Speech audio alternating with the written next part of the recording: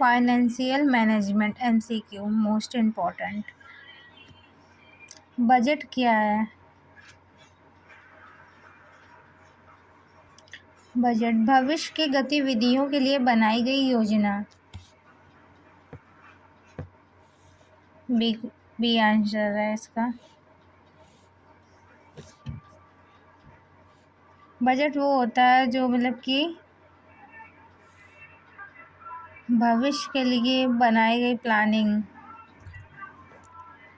कहाँ कितना पैसा लगेगा कितना नहीं, इसको बजट प्लानिंग कहते हैं।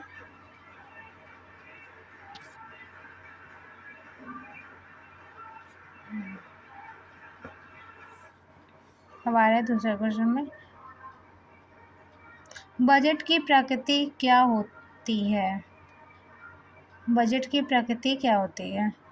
इसका आंसर है बी।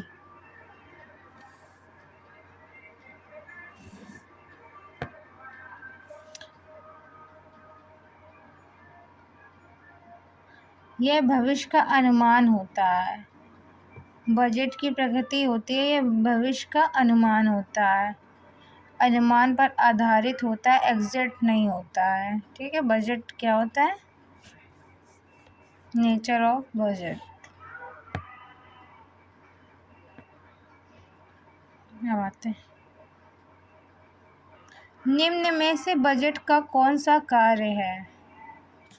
बजट का हमारा ऑल ऑफ एबव, उपयुक्त सभी। पहला, गतिविधियों की योजना, संचालन का निर्णय, विभिन्न विभागों का समन्वय, ये हमारा आता है बजट का कार्य में। ये सब है तो तीनों करता है, ऑल ऑफ दिस। कंसेप्ट देख लीजिए, budgeting, planning plus control plus coordination. Master budget क्या है? मास्टर बजट केवल नकद के लिए तैयार बजट। इसका आंसर है बी है। सभी कार्यात्मक बजटों का सारांश। इसका आंसर बी करेक्ट होगा।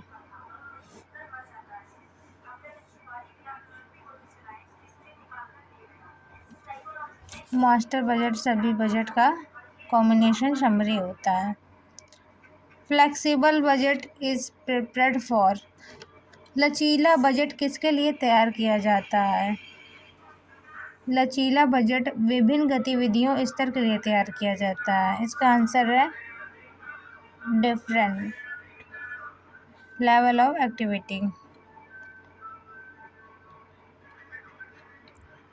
Fix budget is suitable for, स्थिर बजट किसके लिए उपयुक्त है? तो इसका आंसर है सी, एक निश्चित गतिविधि स्तर। स्थिर बजट के लिए किसके लिए उपयोगी है? एक निश्चित गतिविधि स्तर से।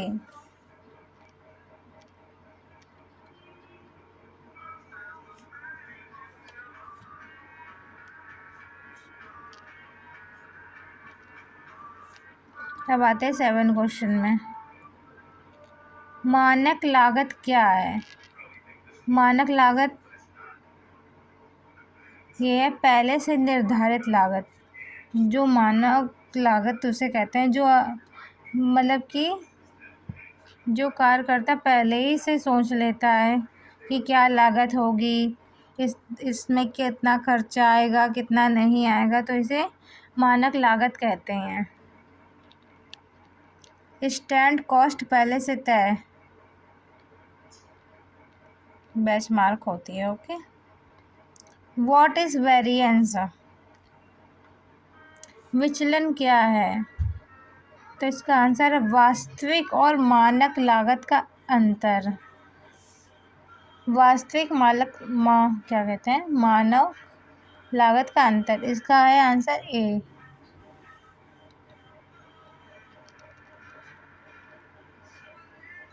Material cost variance is related to सामग्री लागत विचलन किससे संबंधित है? प्रश्न नंबर 9, सामग्री लागत विचलन किससे संबंधित है? तो इसका आंसर है बी, सामग्री उपयोग और मूल्य से। सामग्री उपयोग और मूल्य से, आंसर बी है।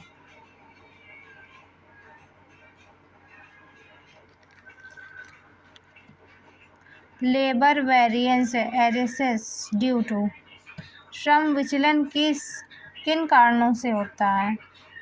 तो श्रम का विचलन मजदूरी दर पर परिवर्तन, दक्षता में परिवर्तन, समय में परिवर्तन, उपयुक्त सभी। इसका आंसर है उपयुक्त सभी।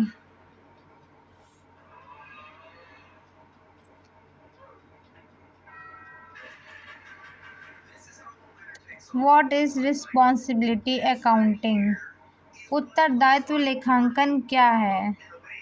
तो इसका आंसर है B, accounting based on person responsible, जिम्मेदार व्यक्ति पर आधारित लेखांकन उत्तरदायी लेखांकन कहलाता है।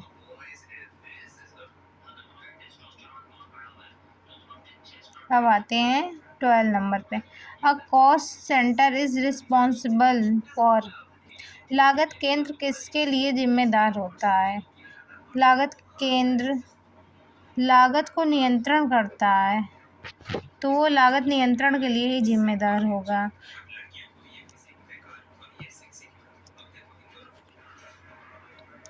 लाभ केंद्र किसके लिए जिम्मेदार होता है? अब आ गया profit centre is responsible for, तो ये भी केवल प्रॉफिट के लिए ही होगा। इसका आंसर है सी, लागत और राजस्व। लाभ केंद्र किसके लिए जिम्मेदार होता है?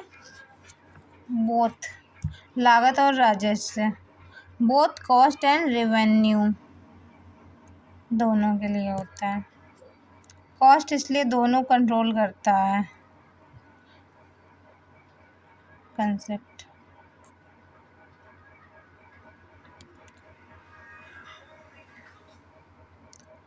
निवेश केंद्र किस पर ध्यान देता है?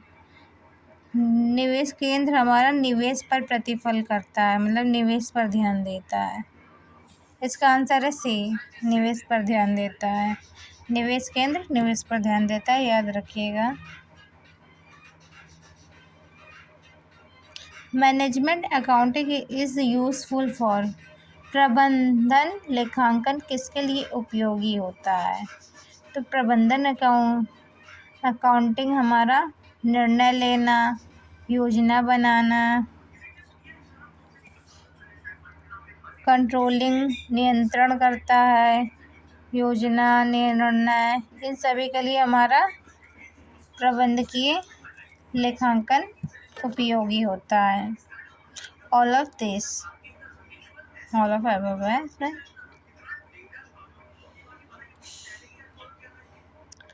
कैपिटल बजटिंग डील्स विथ, पूंजी बजटिंग किससे संबंधित है? तो इसका आंसर है B, long term investment decision, दीर्घकालीन निवेश निर्णय। पूंजी बजटिंग, कैपिटल बजटिंग डील, जब कैपिटल का बजटिंग होता है तो वो दीर्घकालीन के लिए होता है, जब मनी का होता है तो क्या कहते हैं, अल्पकालीन के लिए होता है। याद रखिएगा, क्वेश्चन बहुत में इम्पोर्टेंट है।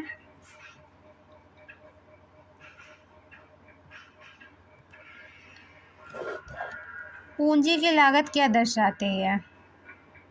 पूंजी की लागत धन जुटाने की लागत है, ये दर्शाती है। पूंजी की लागत धन जुटाने की लागत है। कंसेप्ट देखिए, फंड्स उठाने की मिनिमम रिक्वायर्ड रिटर्न,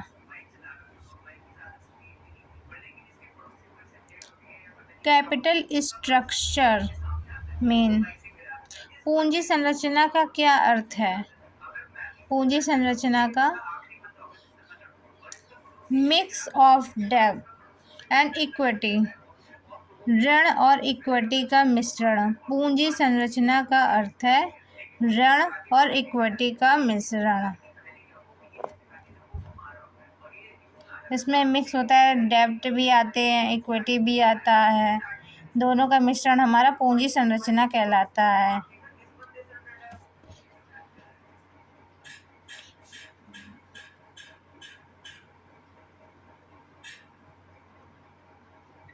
अब आते हैं 19 नंबर, वित्तीय प्रबंध का मुख्य उद्देश्य क्या है?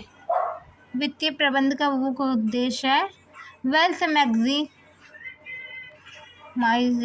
मतलब संपत्ति अधिकतम करण। संपत्ति, इसका आंसर है B sorry.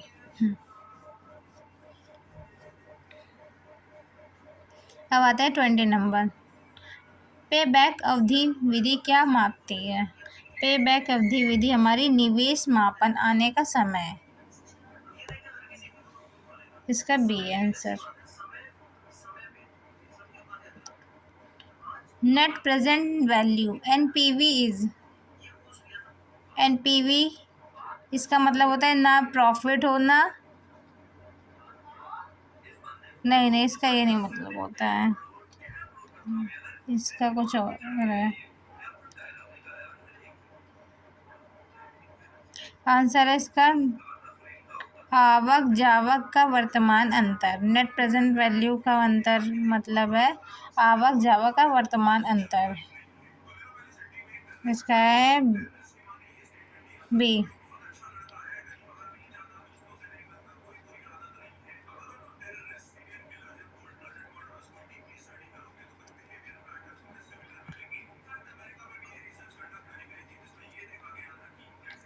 Internal rate of return IRR is आंतरिक प्रतिफल दर। IRR क्या है? ये फुल फॉर्म, ये शॉर्ट फॉर्म है और ये भी फुल फॉर्म है। ये हमारा फुल फॉर्म है, इसी का हम आते हैं आंतरिक प्रतिफल दर IRR क्या है? इसका आंसर ए है, रेट वेयर NPV बराबर 0, इक्वल में 0 बटे, जहाँ NPV शून्य होता है वहाँ आंतरिक प्रतिफल दर है। ये हमारी आंतरिक इस NPV की आंतरिक प्रतिफल दर है 0।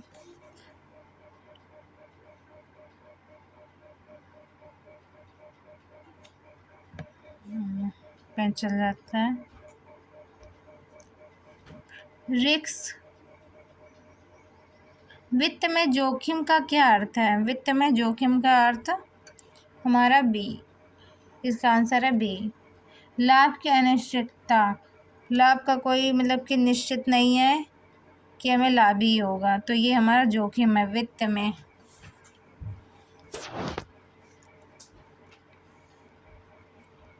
अब आते हैं लिक्विडिटी रिफर्स टू, ये हमारा बहुत आता है क्वेश्चन, ये बहुत ही इम्पोर्टेंट है।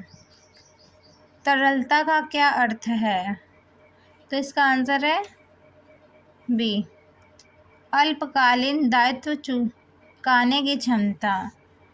तरलता का अर्थ है लिक्विडिटी, अल्पकालीन दायित्व चुकाने की क्षमता।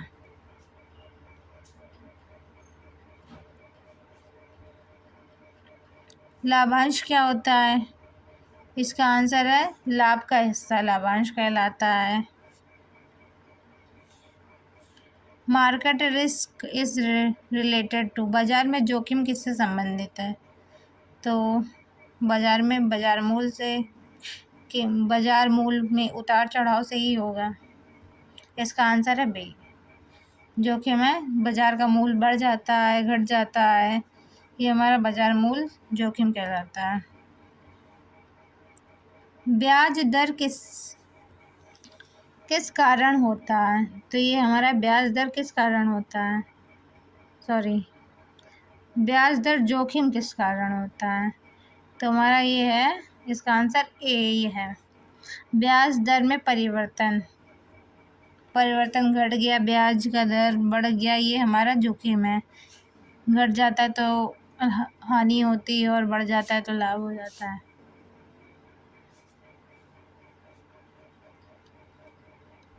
ये हमारे कंज्यूमर के लिए है।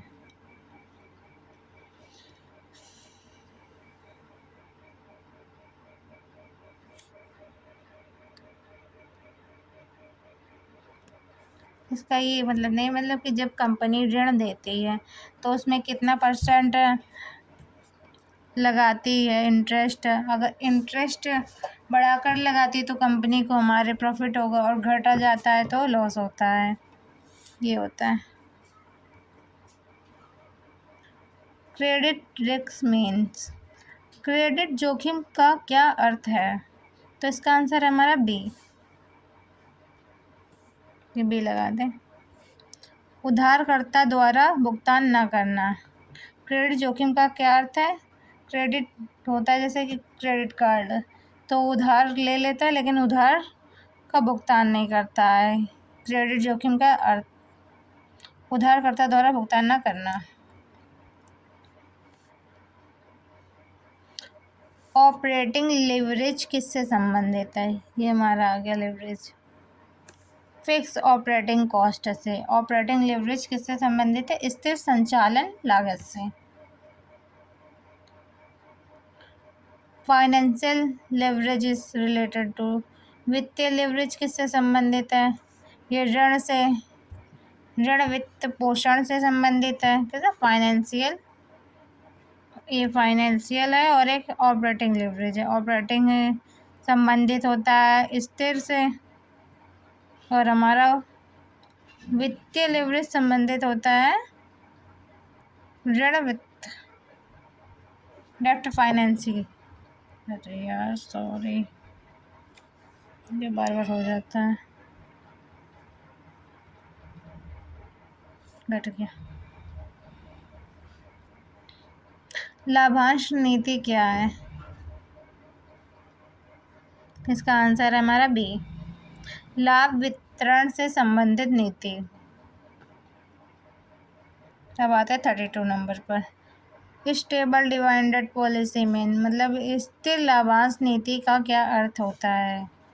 तो इसका आंसर है B. Fix dividend amount every year. हर साल निश्चित लाभांश।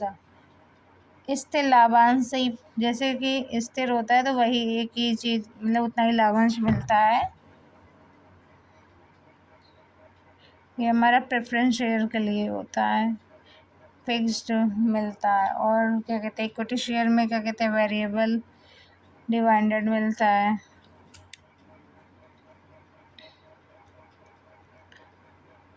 अवितरित लाभ। अवितरित लाभ क्या है? इसका अर्थ है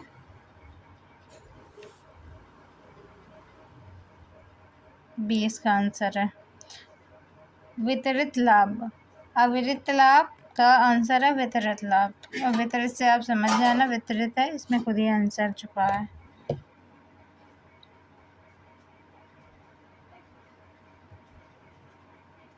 अब आ गया लेवरेज। लेवरेज टॉपिक है। Financial leverage increases. वित्तीय लेवरेज क्या बढ़ाता है? तो हमारा ये हमारा जोखिम और लाभ दोनों बढ़ाता है। वित्तीय लेवरेज जोखिम लाभ दोनों बढ़ाता है। High risk plus high return. डेब्ट यूज़ करके हाई रिस्क लेना प्लस करना high return. Okay. Operating leverage depend on. Operating leverage किस पर निर्भर करता है? तो ये हमारा किसका? स्थिर। ऑपरेटिंग ऊपर बताया था तो स्थिर था, यहाँ पर भी वही है। फिक्स कॉस्ट, फिक्स स्थिर लागत, ऑपरेटिंग स्थिर लागत, और हमारा financial leverage risk and return, जोखिम और लाभ दोनों को बढ़ाता है। अब आते हैं 36 में। संयुक्त लेवरेज क्या होता है? Combined leverage. Combined leverage both operating and financial leverage. इसका आंसर है सी। बजटिंग कंट्रोल में ये मेरा टॉपिक है बजटिंग। हर एक चीज़ से छोटे छोटे, हर एक टॉपिक के मैंने सारे क्वेश्चन निकाले हैं मेन। जो टॉपिक में आ रहा था।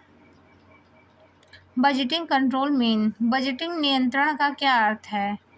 तो इसका है comparing actual with budget.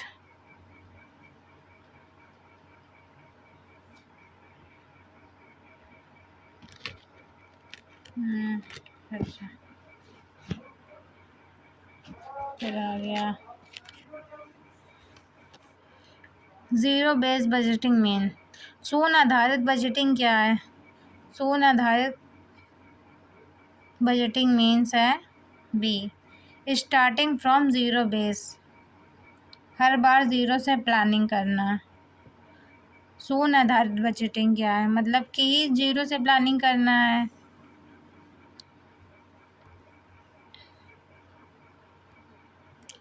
Performance budgeting focus on, प्रदर्शन बजटिंग किस पर केंद्रित होता है? आउटपुट एंड परफॉर्मेंस में। कंसेप्ट देते आउटपुट बेस्ड बजटिंग। अब आता है वेरिएंस एनालिसिस में। सामग्री मूल विचलन किस कारण होता है? सामग्री मूल विचलन मूल में परिवर्तन के कारण होता है। सामग्री मूल विचलन, सामग्री का मूल जो होता है विचलन क्यों होता है? मूल में परिवर्तन के कारण होता है, तब सामग्री का मूल बढ़ता है घटता है। Material use variance is due to, सामग्री उपयोग विचलन किस कारण होता है? इसका आंसर है B, quantity use difference.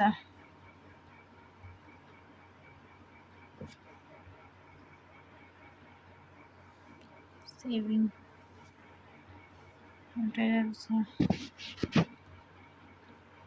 Labour rate variance is due to, इसका आंसर है A, wages rate difference. Labour efficiency variance is due to, श्रम दक्षता विचलन किस कारण होता है? तो इसका आंसर है इफिशियंसी डिफरेंस।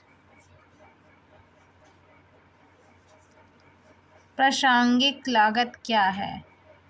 फ्यूचर कॉस्ट, इसका आंसर है B, future cost affecting decision. डूब लागत क्या है? ये हमारी होती है संक कॉस्ट इग्नोर किया जाता है। कंसेप्ट देखिए, इसका आंसर है B, past cost already incurred.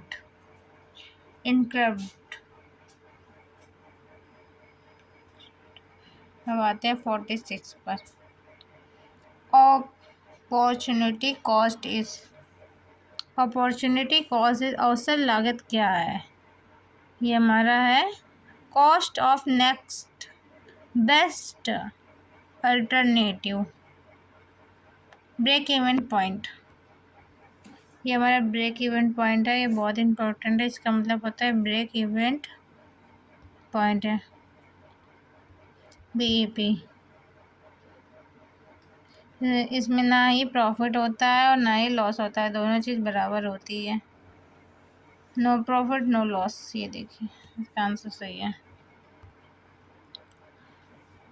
योगदान क्या है? योगदान हमारा है B, sale minus variable cost, ये हमारा योगदान है।